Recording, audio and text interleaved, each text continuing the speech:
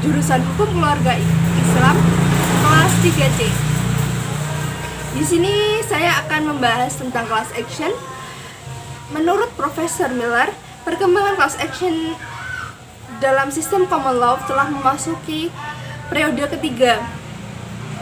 Yang pertama, Inggris, dimulai pada tahun 1873, yang diatur dalam Supreme Court of Judicature Act tahun 1873, yang menjatuhkan putusan yang bersifat deklaratif atas pemulihan yang adil, yaitu berupa pemulihan yang terhadap suatu hal yang diderita kelompok yang anggotanya berjumlah banyak.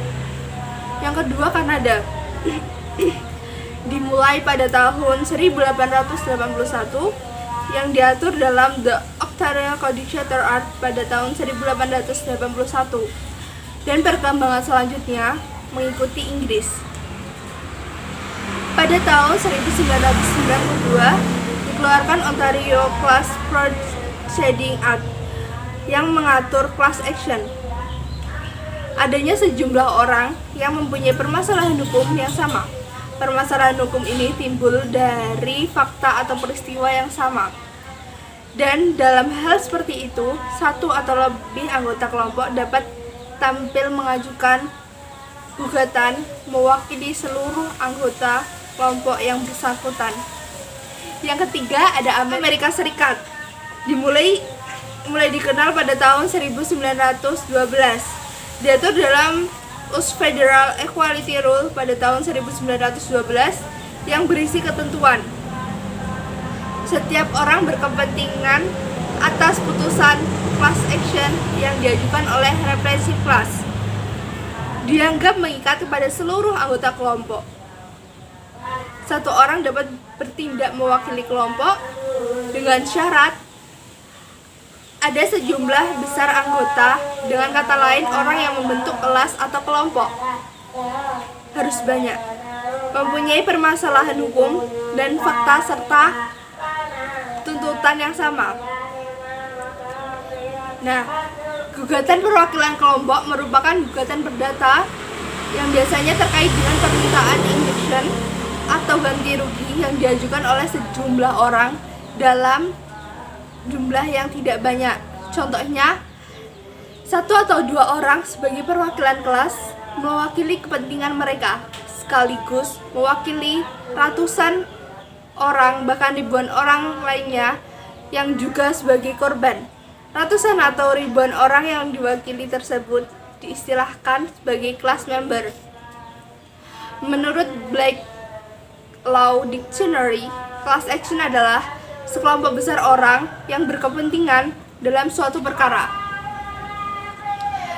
Satu atau lebih dapat menuntut atau dituntut mewakili kelompok besar orang tersebut tanpa perlu menyebut satu peristiwa, satu anggota yang diwakili.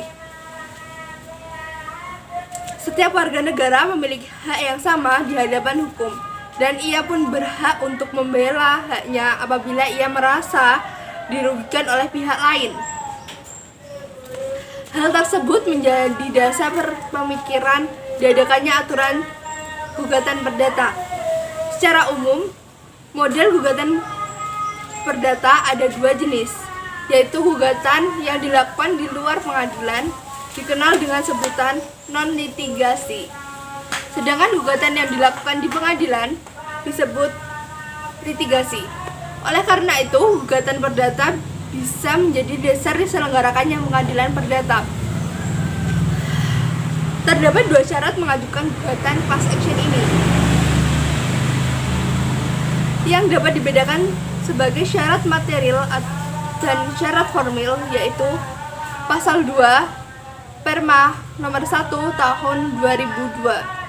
Dikatakan sebagai kelompok sedemikian banyak sehingga tidak efektif dan efisien apabila gugatan dilakukan secara sendiri-sendiri atau bersama-sama dalam suatu gugatan. Yang kedua, terdapat kesamaan fakta-fakta atau digunakan yang bersifat substansial serta terdapat kesamaan jenis tuntutan di antaranya wakil kelompok dengan anggota kelompoknya. Yang ketiga, wakil kelompok memiliki kejujuran dan kesungguhan untuk melindungi kepentingan anggota kelompok yang mewakilinya. Yang keempat, hakim dapat mengajukan kepada wakil kelompok untuk menggantikan pengacara jika pengacara melakukan tindakan-tindakan yang bertentangan dengan kewajiban membela dan melindungi kepentingan anggota kelompoknya. Pasal 3 Perma nomor 1 tahun 2002 dikatakan sebagai syarat formil. Yang pertama, identitas lengkap dan jelas wakil kelompok. Yang kedua, definisi kelompok secara rinci dan spesifik walaupun tanpa menyebutkan nama kelompok atau anggota satu persatu. Yang ketiga, keterangan tentang anggota kelompok yang diperlukan dalam kaitan dengan kewajiban melakukan pemberitahuan. Yang keempat, posita dari seluruh kelompok, baik wakil kelompok maupun anggota kelompok, yang teridentifikasi maupun tidak teridentifikasi, yang dikemukakan secara jelas dan terinci. Yang kelima, dalam suatu gugatan perwakilan dapat dikelompokkan beberapa bagian kelompok atau subkelompok. Jika tuntutan tidak sama karena sifat dan kerugian yang berbeda.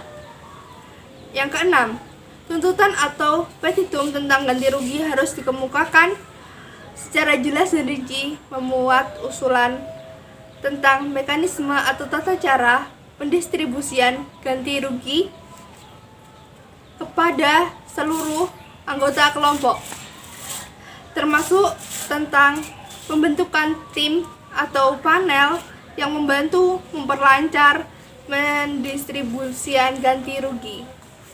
Demikian dari saya, mohon maaf jika banyak kesalahan. Terima kasih. Wassalamualaikum warahmatullahi wabarakatuh.